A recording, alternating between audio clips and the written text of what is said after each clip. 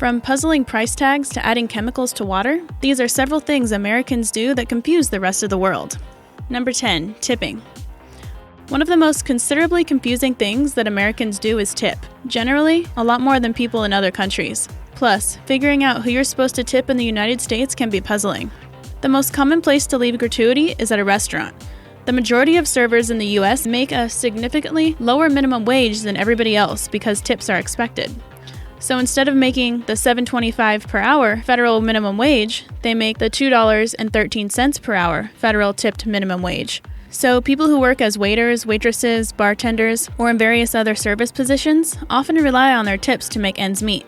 If you're wondering who else should tip in America, then think about whether or not the person is providing a special service.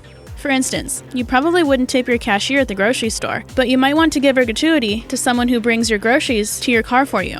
Another example is if you're picking up a pizza from somewhere, you most likely won't give extra money to the cook. However, if you order a pizza for delivery, then you would probably tip the person who brings it to your house. Number 9. Water fluoridation.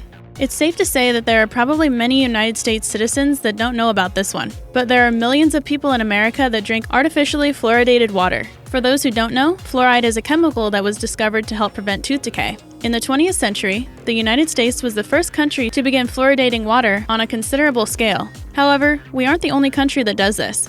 Other nations include Australia, Brazil, Ireland, Serbia, and Spain. But we do have more public water fluoridation than other places. There are more people in the US drinking fluoridated water than the rest of the world combined. As of 2012, 64% of our citizens consume this altered water. There is controversy over this practice for a good reason. Many believe it is wrong from political, moral, economic, and safety standpoints. Since ingesting too much fluoride can cause adverse health effects, many people disagree with adding it to public water systems, especially since it's more difficult to control your daily intake that way. Plus, fluoride isn't something we need to survive. Even what they're trying to prevent, tooth decay, isn't a side effect of insufficient fluoride consumption. In addition to that, 40 to 50% of the fluoride we ingest accumulates in our bodies. So you can see why many places would find this confusing. Many of us Americans do too. Number 8. Ice in drinks. Anybody who has traveled outside of the United States knows that in many places, getting a significant amount of ice in your drinks is considered odd. For instance, an article by Alina Simone on the New York Times website talks about her Ukrainian roots. She writes, "I was raised on room temperature beverages and always associated ice with a raft of great American stuff. My own grandmother would cringe from a glass of ice water." She further discusses that most older Russian people don't put ice in their drinks, either for various reasons, including diluting drinks, sensitive teeth, or tradition. But we serve a lot of ice in nearly everything that isn't hot tea, coffee, or chocolate. In fact, most of the time, you have to specifically ask for them to leave the ice out if you don't want it. But there's a good reason the US citizens opt for ice almost every time they order a drink. Americans used to harvest ice during the winter and store it through the summer months in a covered well. It was a challenging task, performed with saws and axes. A ton could cost hundreds of dollars. In the 1800s, Frederick Tudor of Boston, Massachusetts, began an ice harvesting business. Tudor was off to a rocky start at first, but he soon discovered new insulation techniques that kept the ice frozen for longer periods of time. He was also able to ship it to the Caribbean, where people used it to preserve their medicine and food. The demand for ice in America grew as well. Tudor even began suggesting that people use it to cool their drinks. That's one smart guy. Soon enough, U.S. citizens grew accustomed to chilled beverages, and ice became an essential part of everyday life. Frederick earned the nickname Ice King, and his legacy lives on, in the U.S. anyway. Number 7. Month, day, year. Another thing people do in the United States that confuses the rest of the world is writing our dates in a month, day, year format, instead of writing them in order from smallest to largest units. Most people don't even have a legitimate answer for this besides, it's what we've always done. However, if you think about it, it makes sense to some degree. A simple explanation is that we write the date how we say it. For example, we would say September 25th, 2018, instead of the 25th of September, 2018. Except for the case of Independence Day, which we also call the 4th of July. Another confusing thing to add to the list. Another argument is that we write and say the month before the day to go from general to specific, and since the year is often assumed, it is stated last, if at all. In many cases, the month is the most important piece of information because it allows for an approximation. For example, if somebody asked when Madden 19 came out, and you said August right before a loud horn blocked out the rest of what you were saying, they would still know an approximate date. However, if you started the sentence with 10th before the horn sounded, well, they still wouldn't have a clue when it was released. Look, we might be grasping at straws here, but we're still trying to make sense of these things ourselves. Number 6. Sales tax. This is one thing that frustrates many people when they visit the United States. They go to a store, grab an item, bring it up to the register, and they're told it's a higher price. But don't worry guys, this also makes Americans mad because it varies incredibly from state to state. No, business generally aren't trying to fool you by placing a lower price tag. The issue stems from our sales tax. Since each state's sales tax rates and laws are different, it makes it difficult to put the total price on every item in a store. It's even more difficult for large retail companies like Walmart and Target because they sometimes advertise nationwide prices on their commercials or promotional emails. Therefore, they can't include a sales tax when it changes in every state. Sometimes, tax changes from city to city as well. Plus, not every item is taxable. For example, there are several states that tax the food you order in a restaurant, but won't tax the food you buy to eat somewhere else. This is the leading theory for why sales tax isn't included in the original price. Of course, if businesses spent a significant amount of time determining the final price, it could technically be done. But since it's so complicated, it's often easier for companies to add it on at the end of a sale. Number 5. America. Something else Americans do that baffles the rest of the world is just that. We refer to ourselves as Americans. However, it isn't only United States citizens that use the general term.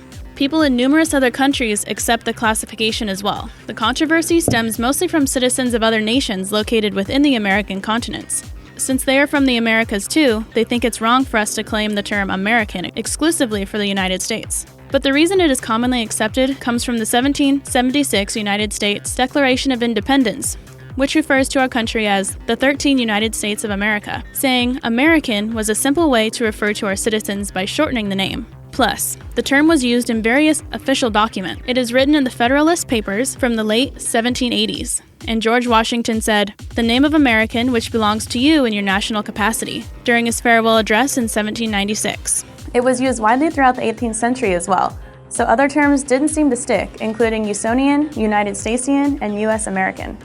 Number 4. Don't use metric. Another significant thing the rest of the world questions about the United States is why we still use the customary system, which is often incorrectly referred to as the imperial system. The two have common roots, but they are different. Well, Americans initially adopted this system because we needed standardized measurements, and metric was considered atheistic at the time. Plus, France didn't invite US leaders to Paris for the metric system unveiling because they were upset about our connections with England. But the more important question is, why haven't we converted yet? One reason was that nobody wanted to spend the time or money to do so. For example, NASA says that changing the metric system would be over $370 million. However, they pointed out that not converting has had repercussions as well. They lost $125 million when their Mars climate orbiter was destroyed after a mix-up with US customary and metric units. Another reason is that the United States Metric Board, which was established to promote metrication, was abolished in 1982, under Ronald Reagan. It wasn't considered to have much impact regarding furthering metric system use in the United States, and American citizens notably ignored the Metric Board's efforts. Lastly, despite these setbacks, the International System of Units, or modern metric system, has been adopted in several ways by the United States. For instance, on all of our rulers, centimeters and millimeters are included alongside inches and feet. So although we haven't converted entirely to metric, the units are widely used. Number 3. Single color bills. Many countries have currencies that come in all different colors and sizes. However, here in the United States, all of our bills are the same size and pretty much the same color. Well, let's talk about the history of our paper currency for a second. When the federal government needed to supply money for the Civil War in 1861, they began making paper money. They were originally called greenbacks because, you guessed it, they were green on the back. The reasoning for the color was to prevent counterfeiting. Photographs wouldn't be possible since they only came in black and white at the time. Although our paper money has remained green overall, some other hues have been added to increase counterfeit prevention, just not as much as other nations. The reason our money is small is that the government was trying to save some cash, and they shrunk it down. Yes, the pun was intended. As far as why the bills have stayed about the same size and nearly the same color over years is somewhat of a mystery. Maybe it would cost a lot to change it. Perhaps it's because it seems to work as is. Number 2, drinking age. This is something that confuses Americans as much as the rest of the world, probably because many of us need to brush up on our history. But anyway, why is our legal drinking age 21 instead of 18 like it is in many other countries? Well, the age was chosen in 1984 when the National Minimum Drinking Age Act was passed. Before this was officially established, the minimum age in some states varied from 18 to 20 years old. However, 21 became the legal age once Prohibition ended in 1933. This age was the standard until the 26th Amendment was passed in 1971, which lowered the voting age to 18 years old. When this happened, people started questioning why the drinking age shouldn't be reduced as well. Then, in the early to mid-1970s, several states changed it back to 18, 19, and 20 years old. Many people believe that if somebody was old enough to vote and be drafted for war, then they should be able to drink legally. However, when younger people began consuming alcohol, traffic accidents increased. So the 1984 Act said that if states didn't raise the age to 21, then the federal government would withhold highway funds. Thus, all states reinstated 21-year age minimum by 1988. Number 1. Soccer versus football. One of the most confusing things Americans do is call football soccer. However, the word soccer didn't even come from the United States. Surprise, surprise, it came from England. According to Professor Stefan Szymanski, the term was originally used to tell the difference between the types of football because there wasn't only one set of rules. Back in the 1800s, rugby and football were variations of each other. By 1871, however, they were called Rugby Football and Association Football, respectively. Around the same time in America, a third version of the sport was developing, what we now call American football.